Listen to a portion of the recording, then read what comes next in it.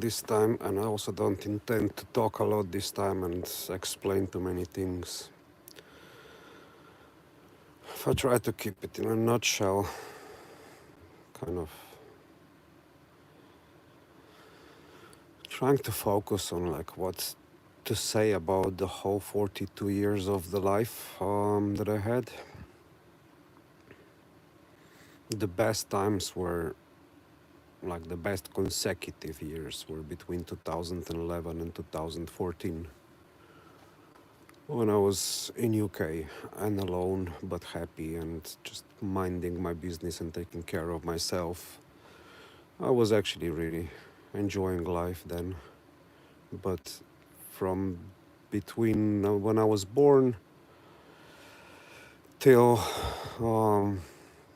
29, it was large majority just for what I can remember, and I can remember a lot. It was hate one. I won't belong today. Um, for what I can remember, most of my life was just fairly disappointing and traumatic with relationships and work and everything. So figured that once you actually figure this out, and then you see that a lot of us and most of us suffer from generational traumas, and then large majority of people don't even know it, and then because they don't know it, they can't admit it, and because they can't admit it, it's really hard to build relationships with people, and never mind how much you worked on yourself and figured yourself out and fixed issues or not. It just doesn't matter, because at the end of the day, I was living in a squad with friends where we all had some kind of issues, and everybody had their really dark moments, and none of us would judge each other. We would just like want to understand what happened and why it happened and how we can help. So we kind of became like a crazy family, like of 5 dudes and their girlfriends and stuff.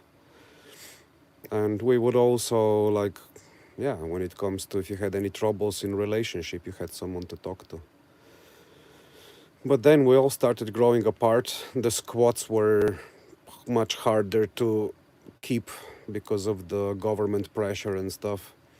So most of these people had someone else to go to, like their families, sisters, whatever, someone to go to, but I didn't. So started renting my own flats, and then later, as I explained, my child and my first child and stuff, and then because of the divorce, I had to go.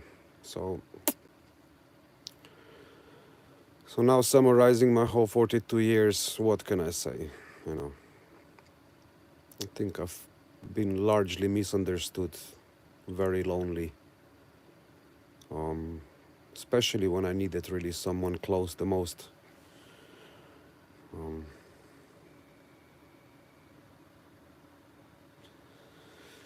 So, sorry guys, I'm not gonna be watching comments much. I wanna stay focused, which is already super hard anyway. It's just like whatever I try to do now is hard. Just setting up a new website or writing an article, whatever. Even this is hard right now.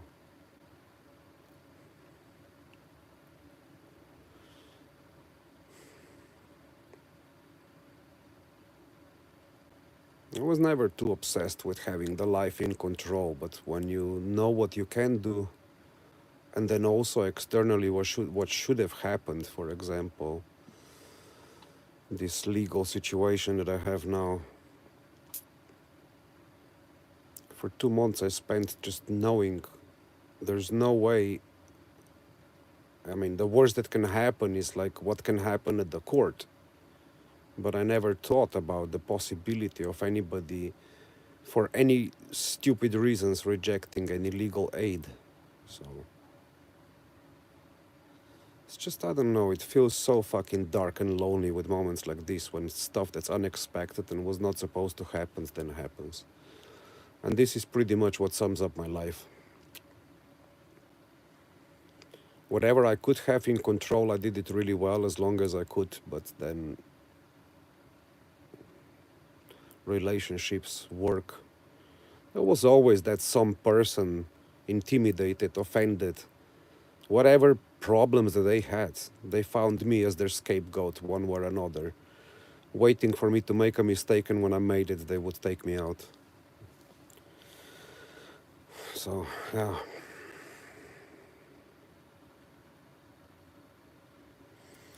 I, I will not bother with the Discord. I set it up, yes, like I said last night, I set it up. Set up some chat rooms and stuff, checked out the new features. But then I really couldn't sleep for most of the night. I felt way too hungry and starving, and just never got any kind of rest again. And today again, like, feel really stupid responses from I don't know how many applications that I checked through again. Just everything is the same text basically. All the companies are doing exactly the same copy text. So it's like, it's almost like cursed everything. It's impossible that someone with my skills and my experience can't get a fucking job. It's just impossible.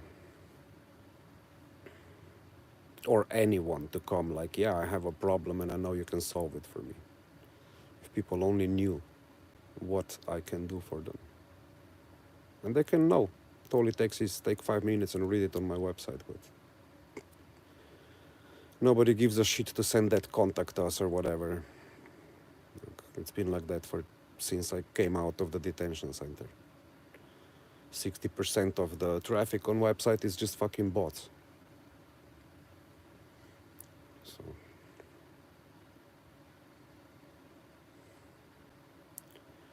42 years of straight up survival mode and all of this kind of constant stress and pressure and shit. It's just not.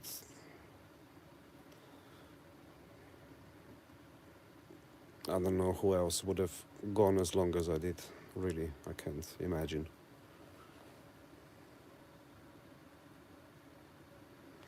But look, all this drop shipping and stuff, all these things, you need money to make money. Without advertising and marketing and a good team to work with together, you're not gonna be making it on your own over a night. It's gonna take time. If you don't have the money and you don't have a lot of resources, it's not gonna be something where you're gonna be making 5,000 or whatever, even 2,000 a month within anything shorter like than 12 months. If you're on your own, it's really hard. And trust me, I've tried a lot. Not tried and then gave up, but you know, I do keep up with a lot of things. I know how it works. A lot of people who tend to sell you this kind of dreams online, you know, drop shipping, all this Instagram stuff, and what they end up selling in the end is actually their own programs, how to make money. And trust me that in my years of life, especially like when it all started, like in the early 2000s, yeah, again, crypto copywriting, yes, to crypto you need to have a capital that you can afford to lose. And I had it, you know, I did. Recovered basically, I think like 90% of all my losses that in 6 years I was losing quite a bit, and then in the past 2 years I recovered 90% of that stuff with zero money that I had basically.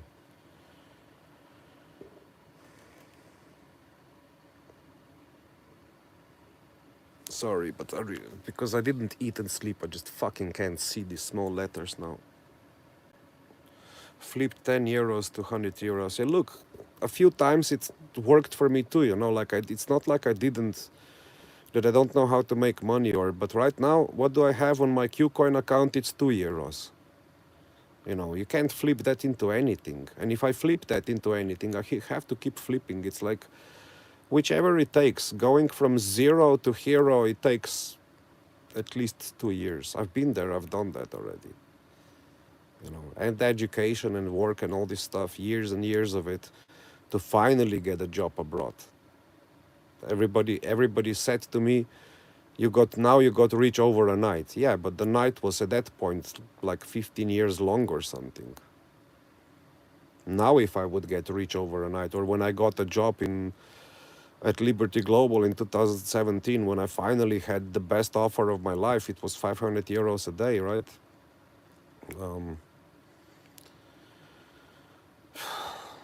it was a long night, and I thought that having made that much money is gonna solve most of the problems that both me and my wife have, because you can afford to go to a sauna, you can afford a bit more things, relax a bit more often and stuff, and if necessary also whatever therapies and stuff. But yeah, money doesn't buy happiness.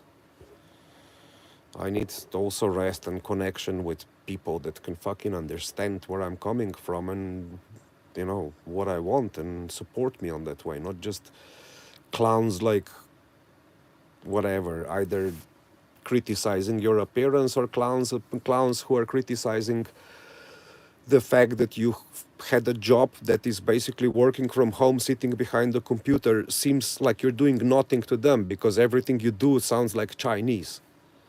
But it takes 20 years to build that knowledge and experience. There's this good old thing. People like me, you don't pay per hour, and you pay us for the years of the experience that we already got. So, and it's hard. That's why it's hard also, because every smart CEO and hiring manager knows that, like, fuck, this dude has a really long list of experience. What do I do with him? Because for the most part, they only need people for a very specific job. But I can lead people how to do their jobs and teach them how to be better performers in their life and all that stuff. Because that's what I was basically doing most of my career. So, yeah, free money doesn't exist really, never. It doesn't. And trust me, I've had that experience. When it comes to investing and stuff, it's still something you have to keep doing for like a minimum of 2 to 5 years. When it comes to crypto space, stocks and all that stuff, you have to keep doing it like 10 to 20 years. And it's a strategy. Regardless of where the market is going, you can have certain results at the end of that time. But still, look at the past 2 to 3 decades. Things were so shaky that even people who knew how to make money, and they made tons of it, they were billionaires. Anything can happen. Money is not all. Pretty much in that case, you would have to walk with a golden brick up your ass to survive the whole conundrum. Because the only long term, over hundreds of years, only gold is keeping its value. Everything else goes down. So,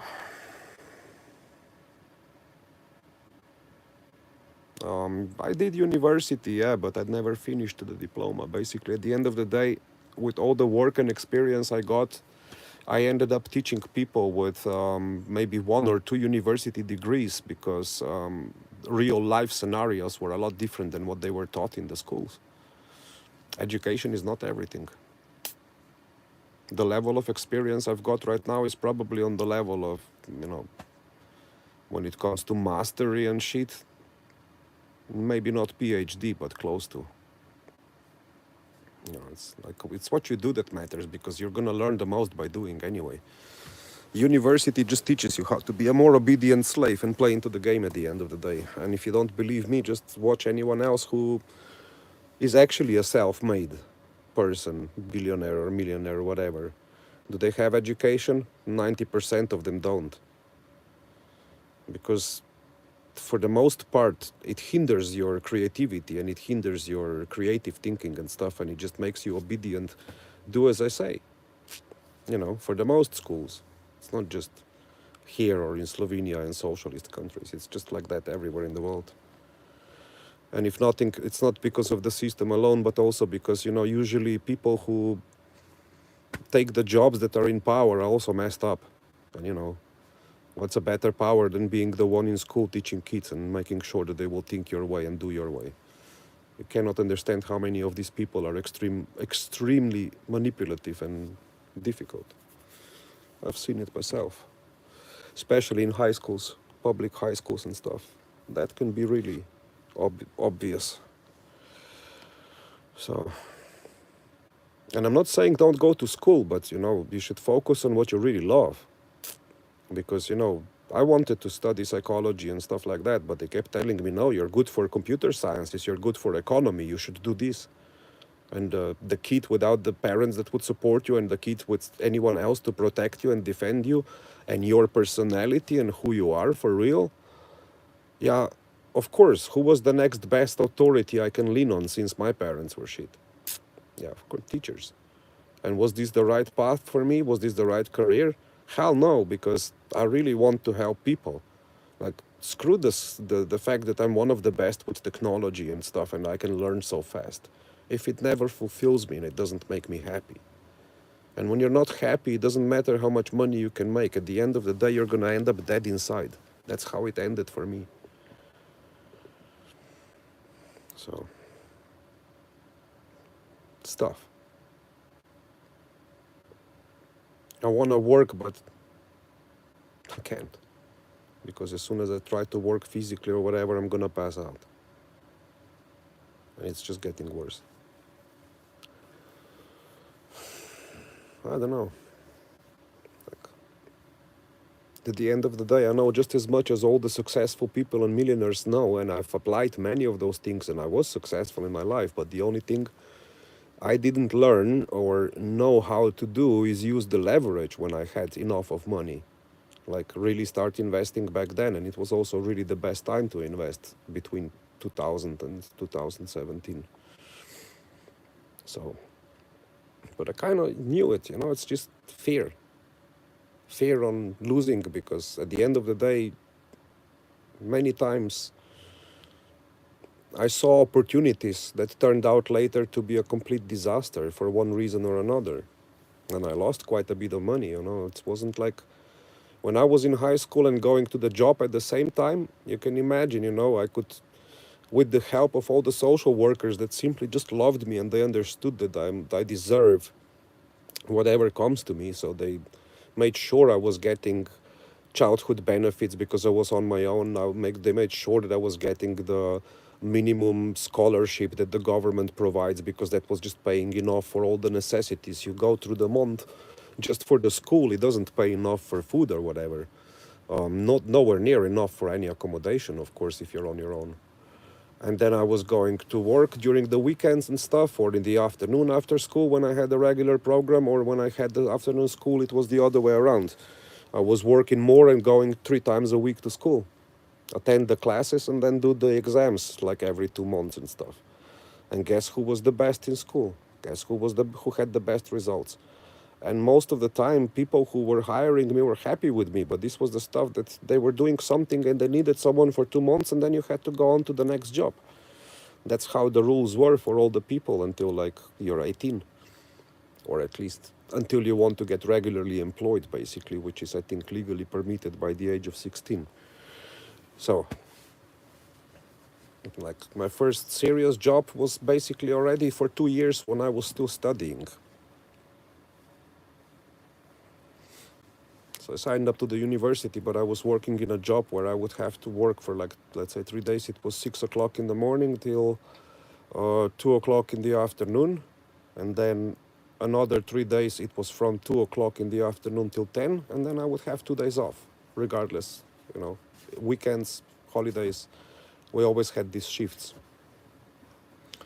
And then sometimes there was a huge system upgrade, and me and my boss would be stuck there from morning over a night and then into the next day. So it was a total of like 36 hours where we had only a couple of hours of lunch breaks and coffee breaks, but everything else had to run smoothly. And that was still at the time when it was like end users had Windows XP and the rest of it was Windows NT.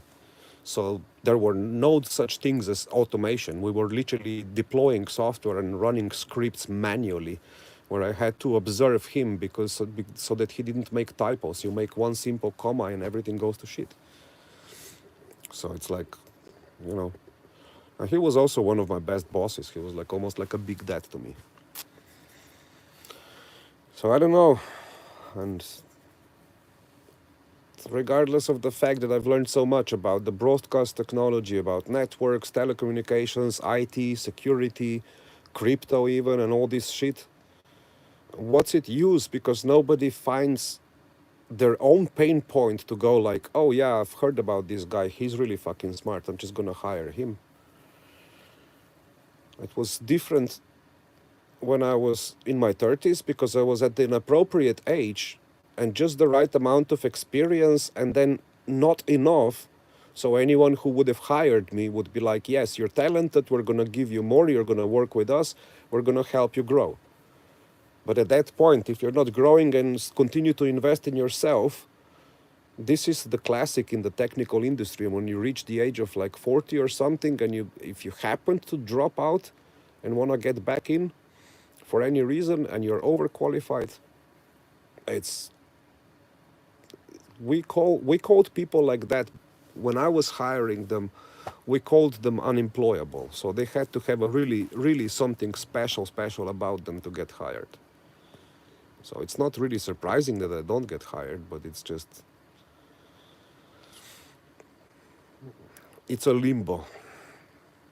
So anything I can do is on my own, but I have no resources to do it.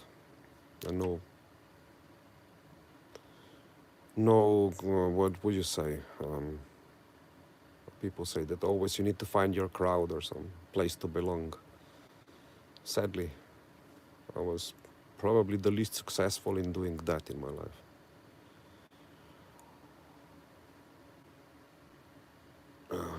Anyway, like I said, this won't be long today. I'm gonna go off at least for a few days and just, I don't know, try to sleep. That's all I can get.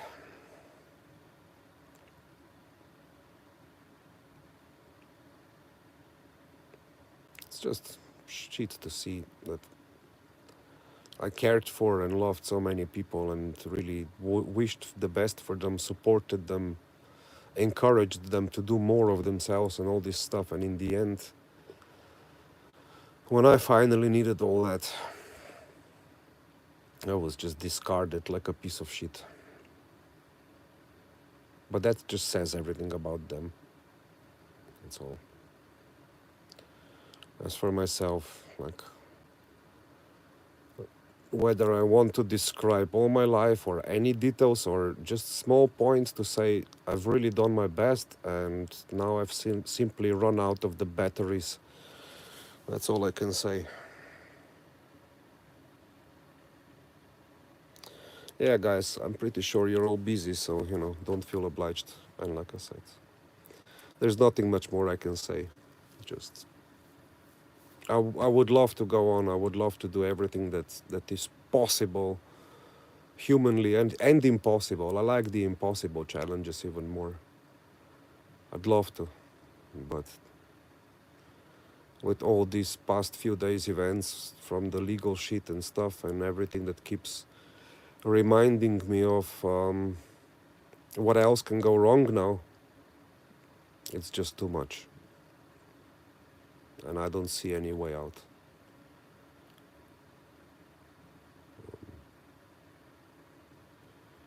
So I don't know what I'm gonna do, but continue to focus on all of this and talk about it doesn't do me any good anymore.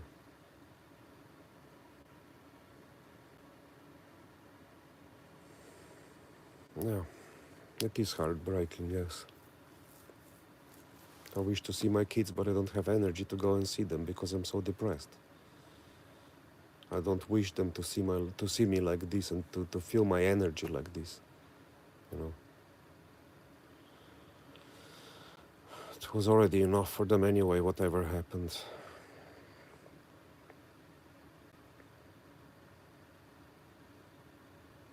I don't know, it's just sad to see that so many people walking around completely automated. They don't even understand their own reactions and responses, but they never really take any accountability. Like, I'll give you a simple example.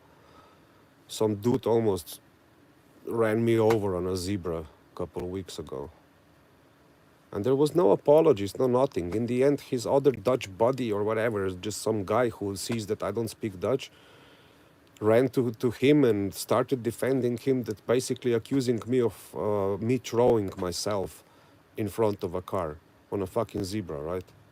Man, I mean, I honestly admit, if there's no witnesses and cameras and they keep defensive like that, one day I'm gonna slap the living shit out of one of them because I really hate that stuff. And again, it's not about me, it's about the fact that they're just dangerous, stupid, and unobservant. But they even dare as much as blaming that shit on you. Like, and this just keeps happening in my life. Whether I think about it or not, I keep attracting these assholes all the time. No, I don't like online customer service. Dude, one of the jobs I was doing was internet support customer service. It would have to be something like really gentle and stuff where people don't really, when they need you more than you need them. I mean, like when they, I don't know, when they don't pay for because people can be so, when they're anonymous and faceless and stuff, they are such, and it's like, just go and observe how people behave to the waiters and all these service people in the restaurants. Believe me, in the customer service, you get so much more.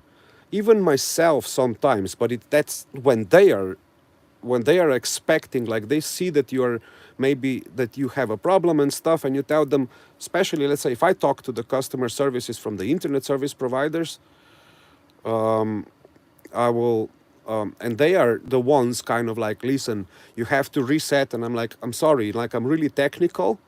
I'm like a highly experienced engineer, so I've already rebooted everything, da da da da. So whenever I call you, I'm calling you because there is an issue that is on your side. I know this for 100%. And if they start to argue with me, I'm just gonna say, look, buddy, it's time you call someone up above your level because they understand what I'm talking about and you don't.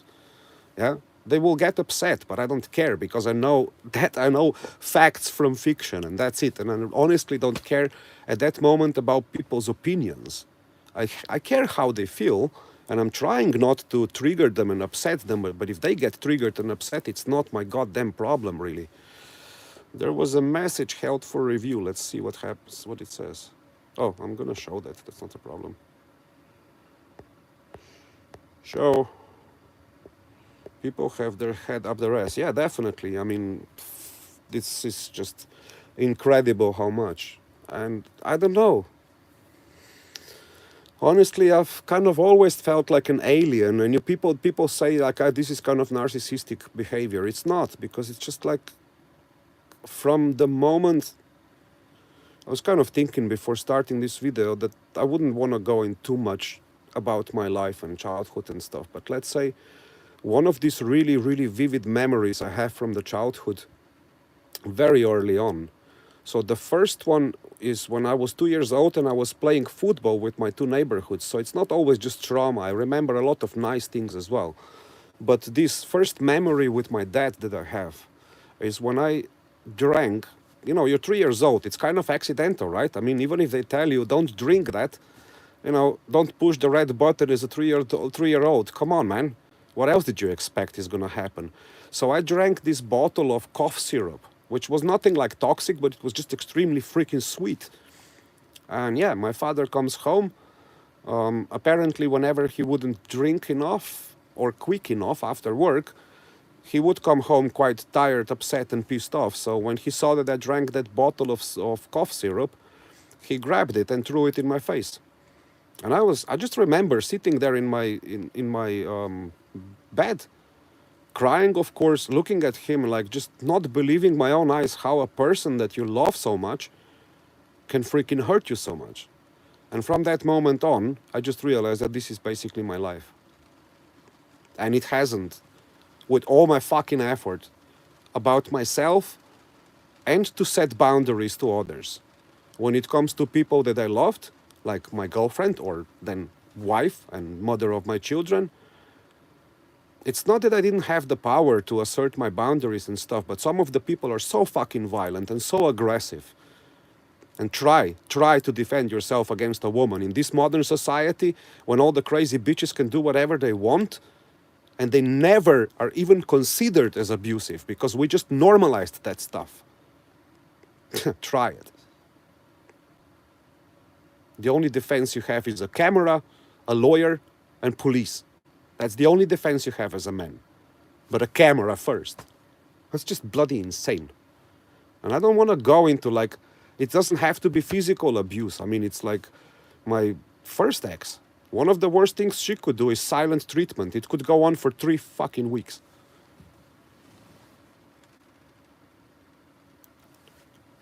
This job that I posted, so basically it was kind of a job, not really paid enough anyway, but something installation montages of electrical sheets, but they were saying that you must have a car license. So I was asking, okay, is a car license really a must? Do I really need it? And I wanted to ask a couple of other questions within a second. So that means not that somebody reported the comment for whatever reasons, but this was fully automated. As soon as I posted, I go and, I didn't even exit the group properly and already got a notification from Facebook that my comment was removed because of spam. That I'm, read it, read that screenshot. Because 2020 and 2021, I spent a total of 396 days banned on Facebook. 30 days in a row, each and every time. For saying something bad to someone? No. Someone said to me, get vaccinated or die. And then I said to them in the comment, you're a snowflake. And guess who got banned for 30 days? Not that guy, it was me. On LinkedIn, they banned my profile permanently, which I got it back. Like after, so 2021 they banned it. I got it back in 2023, I think. Yeah, I did, 2023. So exactly after this breakup and stuff. So that was 2 years of freaking fighting with them, and they banned it for the same reasons. They were saying I was spreading misinformation and blah, blah, blah, blah, blah. I mean, dude, these were official sources. These were sources from the CDC and the National Health Institutes and stuff like that. Their own numbers. I just happened to be able to explain what those numbers mean, even though I don't have a freaking medical degree, and you don't need one.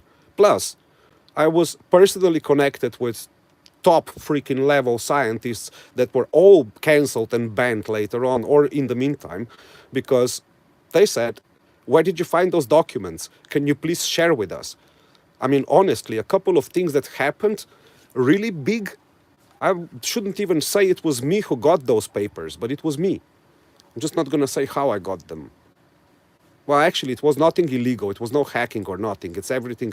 If you know how to look for stuff and if you know how their systems work, which of course I do. I also worked on a couple of systems for governments and stuff. Nothing like, I was always respecting the non-disclosure agreements. I never did anything illegal. Never. The point is they leave them out in the open themselves. And if they do, hello, you grab and you just review everything and that's it. And yeah, like since I wanted to actually today talk about 2020, that seriously fucking traumatized a lot of people, but it also traumatized me because, I didn't speak the truth just because I believed in it so much. I spoke it because I just knew things without actually wanting to know them. I spoke them because I wanted to tell people to save their own lives and protect themselves. Quite a few friends that were really mad at me a couple of years later came back very depressed, very sad. And they barely could chew it out of their mouth that they're angry because a lot of their friends of their own age are dying for unknown and sudden reasons.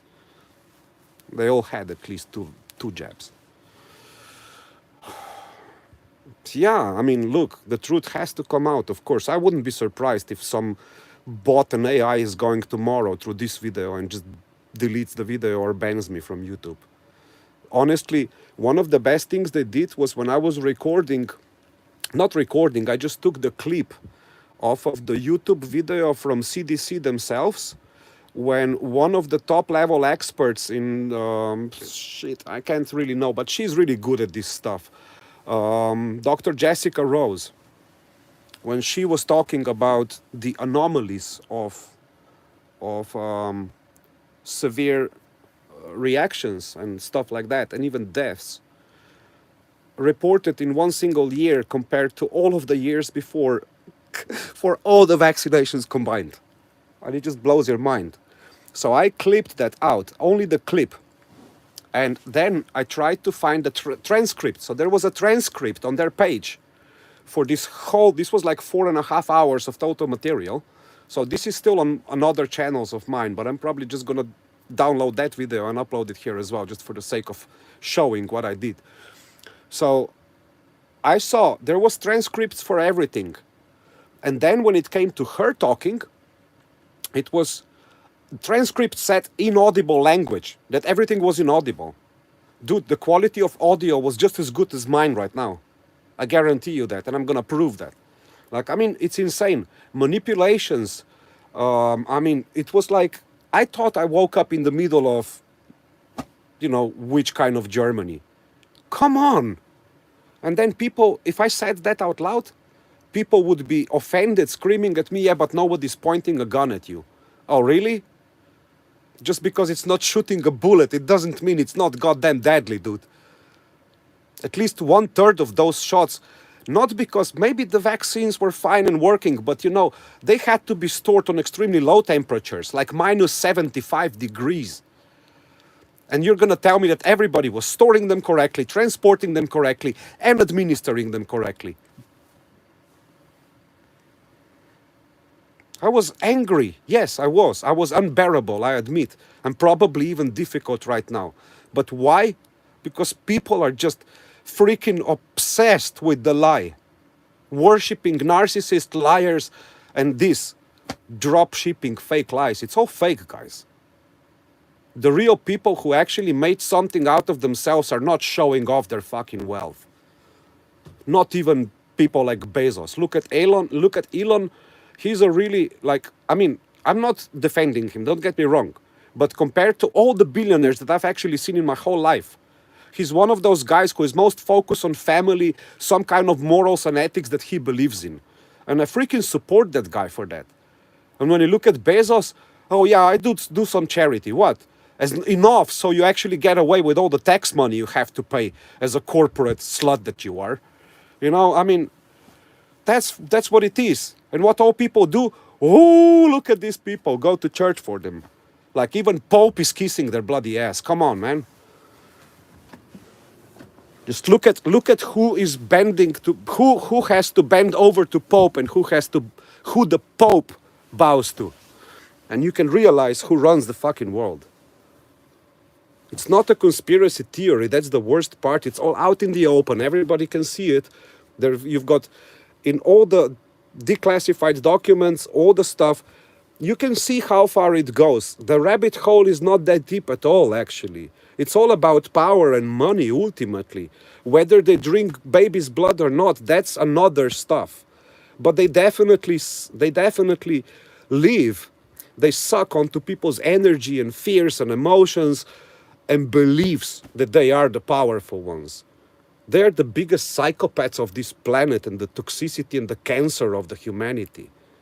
And I'm not saying anything bad and revolutionary and we should beat them or whatnot. No, but it's a responsibility to each and every one of us to figure this out and go like, I'm not going to take this anymore. We all deserve a better life. Each and every one of us deserves support when they can't handle it on themselves. It's not bloody socialism. It's called bloody humanism. I'm not a leftist or a rightist. I'm just a radical centrist, totally, utterly fed up with this, really. Fed up to the bottom of my heart.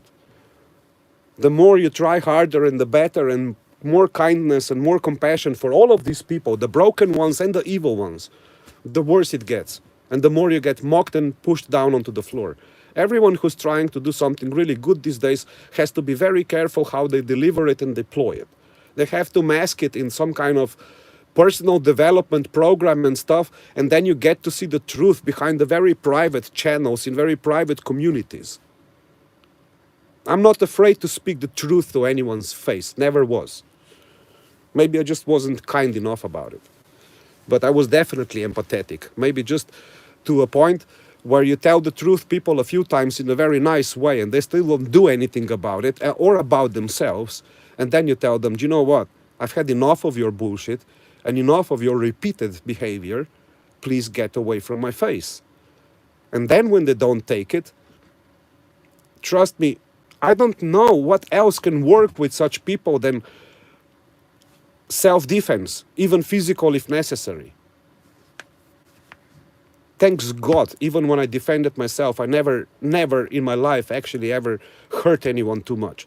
Because if I did, or for the people that I did hurt, let's put it that way, one of them definitely deserved everything that he got. And the other one, which I felt a little bit sorry about because I hurt him quite a bit, you know, the face was like this, but he was a heroin dealer, heavy. I knew him for like decades. The whole place knew him. And he also tortured his own little dogs. And it just so happens I really love Staffords. They're the cutest dogs ever. They're like the best child's toy and the the best nanny for a child of a dog. And this guy was just a monster. And he would sell these drugs to anyone, kids, but doesn't matter. So he was in the club where I worked and breaching the rules. So I came there kindly and politely to remind him, you cannot smoke inside, you cannot do this inside. So please, behave like everyone else, pack your shit and leave, or grab a drink, but that's it, you know? And I went back to my seat. I was not asserting my territory and being aggressive, standing in front of him until he gets it sorted out. He still dragged a couple of drags, put the cigarette down, came to my place, and this was basically I was sitting on a chair much more elevated above the door, not chair but like an armchair, much more elevated above the floor, and then there was a bar. So when he was standing, we were still eye to eye level, but I was sitting with my legs a bit crossed, but I already reshuffled the position, prepared myself for what's about to come because I saw it coming. I just didn't know what. He was carrying his backpack in front, bangs it on the bar, and grabs a big kitchen knife out of the the backpack. And I'm like, yeah, this is exactly the excuse I needed, stupid asshole. So I grabbed him, grabbed his hair, grabbed his hand. I emptied the whole small bottle of mace that I had on myself. Of course, because I was a bouncer there, I needed always something like that on me.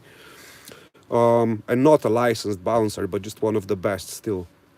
So I manhandled this little bugger. He was a lot taller and stronger than me, and he definitely knows how to fight.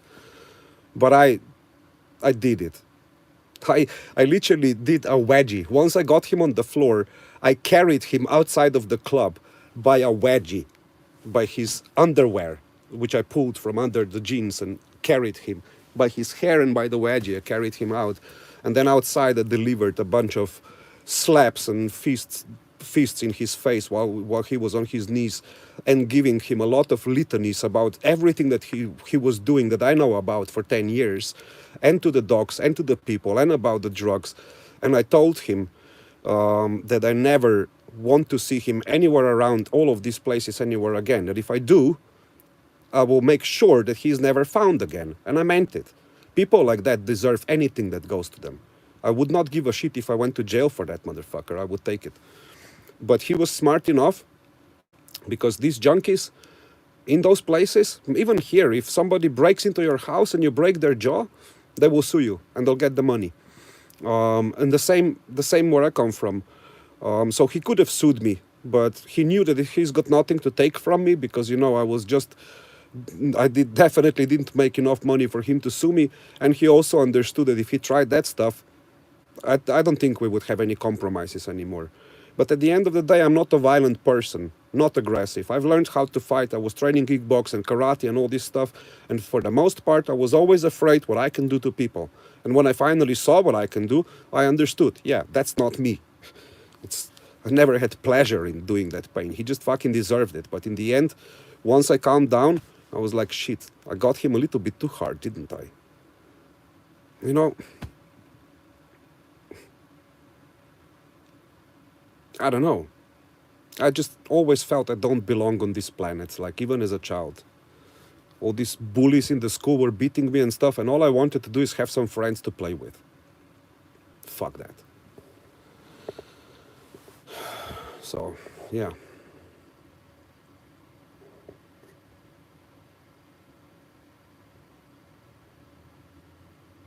Well, I want to go sailing because it's the closest way to having a spaceship and getting the fuck off this planet, man.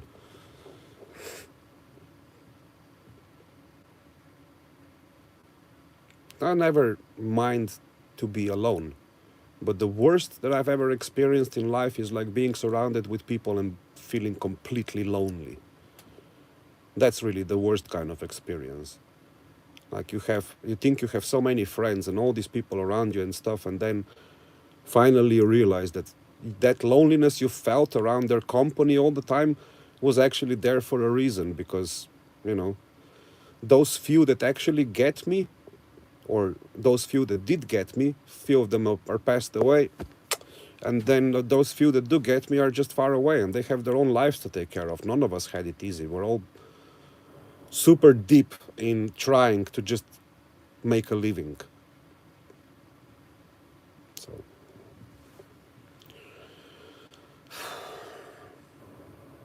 how did I find the truth that everything is wrong with the system and stuff? And not wrong, it's actually just designed the way it is, and it's not designed for the humanity to live. It's only designed for the elite to keep their power and control. Insane. Studying German language in the evening. It was a squat, so there was a few other people. They were drinking and smoking. I had a couple of talks. And because I had to prepare for the German language, it was something that I really had to focus on, because I didn't like the German, and the professor we had was really strict. So I'm studying that stuff, and suddenly it's like this, boom. My body starts to shake. I don't know what's going on. But it was just like, not like visions of pictures, but more like sensations and stuff. And like, guys, you all have to stop and just listen, because I don't know why I have to say this, why I feel that way that I have to say this. But what I'm feeling right now is freaking crazy. It's driving me crazy. I don't know where it's coming from. Why is it coming to me? But please listen to this. In a very short time, in a very near future, something big is going to happen. So big that all of the world is going to know it, and it's ultimately going to change the way we live. It's going to affect all of the future. And there's pretty much nothing we can do about this one. I knew it. So that was 1 year before the September 11th, 2001. And I'm not the only person who had that experience. Just not many people had that experience like that. One of them was David Icke. I just randomly bumped into one of his interviews one day, and he's talking a little bit more about his life, maybe just like I'm talking right now. Only he never gave up. I'm not giving up. I'm just like, I'm tired. I can't go on. That's all. But literally what he was describing was almost like with my own words. And then I understood that I'm not alone. And in 2020, I also understood I'm not alone, because a lot of people were forced to start waking up and just try to find someone else, some other lone wolf somewhere there in the park, away from their doctor wives, so they can finally speak the truth. This is the moment of 2020 I will not forget. I mean, there were super great moments. The fact that there were no people around and I could just bicycle and take photos and stuff. I still had the digital camera. It was the best. The weather was also nice. So I could go out and just have deep, like very cool night photography sessions or whatever. I mean, it was really awesome on one hand, yeah. And then I went to the park, taking my kids out. Or I was alone with my own bike, but because it's like this cool fat bike, which I modified myself, I made it better, faster, safer. And this guy turns out to be like a professional bicyclist, and he was really interested about my bike. We have a chit chat, and then he was the one asking me himself, what do you think about all this COVID and stuff? And I'm like, I just said immediately, dude, I'm one of those people that you probably don't want to talk about these things, because I don't know which side are you on, but even if we're on the same side, I'm still too difficult to listen to. That's what I'm being told. And he goes, no, but maybe I want to actually know what you think and how difficult and stuff. And then I basically said what I think, what is the truth. And he admitted that he's living with his wife, who is a cardiologist, and that he's basically just torn between what he knows to be true and how deluded she is as a medical professional. And I said, well, that's even worse. When you have people, especially the cardiologists, well, later they learned, once they learned about all these blood clots and stuff, they had to really, I think most of the doctors and medical professionals, even nowadays, have a hard time sleeping, to be honest with you all. Because really, you know, all of us are humans. You don't escape your own consciousness, and you don't escape the fact that you've done something that was wrong and you knew it was wrong and you just simply followed orders. We've seen that before. It's like history didn't teach any of us enough, or what? That disappoints me about people. That's what makes me sad, because it's like, out of billions of people, still to this day, about 95% of them just keep repeating their generational traumas and passing it on, either purposefully because that's how they keep in power, or because they don't know jack shit what they're doing, and most of them are suffering at least from the Donning-Kruger effect, if nothing else. And then usually they project that on others without even knowing what it means. So, bullshit. Either way, it's an hour, it's enough. I'm tired. And yeah, like I said, kind of. I'm still happy with myself, but very unhappy with all the rest where I live, and how the hell did I find myself in this place and this earth. I want simple things like be with kids, love my kids, be loved and love, see the world, learn more about who we are, where we come from, and what else is there that was kept secret and hidden from us. And that's it. If I can actually ever do anything to help anyone else, that's a pure miracle.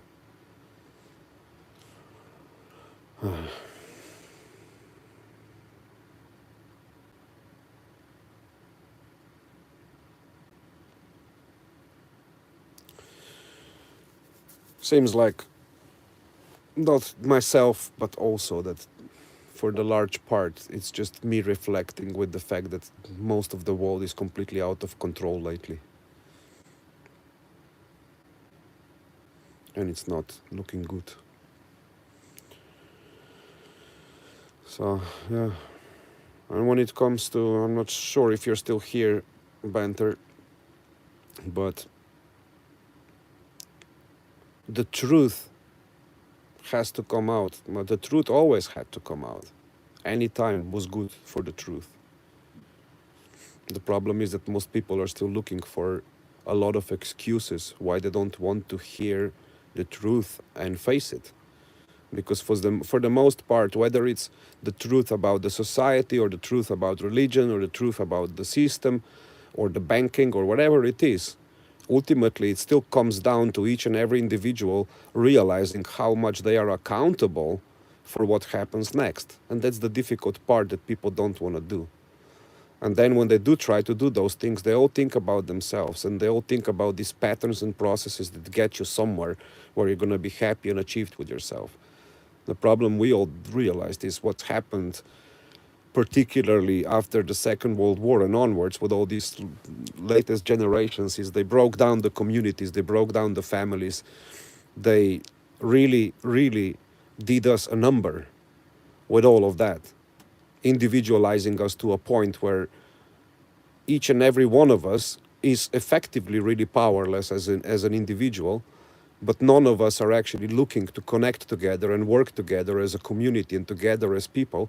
And we don't realize that when you look off the screens and when we look away from the media, especially in those more like poor regions where people actually are forced to look after each other, there's much less of crime. There's a lot more happiness. There's a lot more like what we call normal living. And if I give any better communities, for example, you have to look into these communities where they have a very large percentage of people who live 100 years or above. And how do they live? They live together as families. And we really forgot our fundamental values.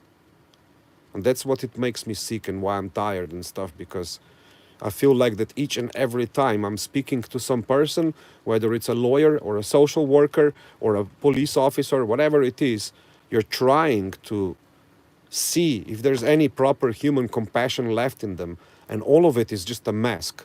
It's only what they have to do. It's only what they're told to do. And they don't do more because they're too afraid to lose their fucking jobs. I don't know how we got here and why did we get here, but one thing's for sure, I never signed up for this, and that's why I'm also signing off.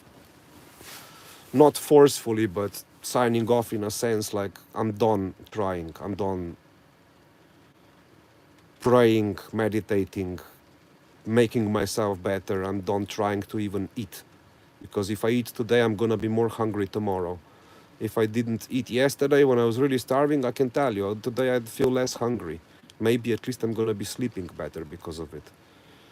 So, whatever it is. I blocked the entrance to the boat, but if somebody wants to rob it, fucking blow it up, I don't care. Take me with it. That's how it is. Not really. All I can say is I wish the best for everyone on this planet, but all I can say also on top of it, I wish that everyone realizes how much it's up to them to achieve that stuff.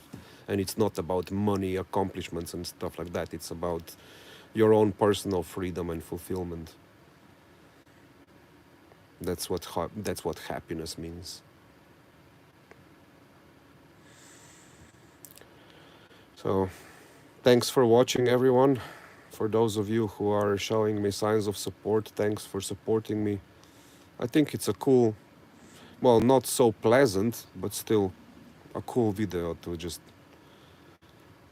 leave it maybe at 100th video of all the videos I've done here. Feels just about right for now.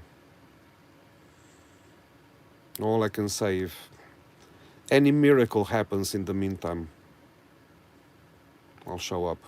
But I'm done for now talking about myself and my past and all of that stuff and everything that I've done to get out of it, because I've still faced an impossible wall in the end of the day. So,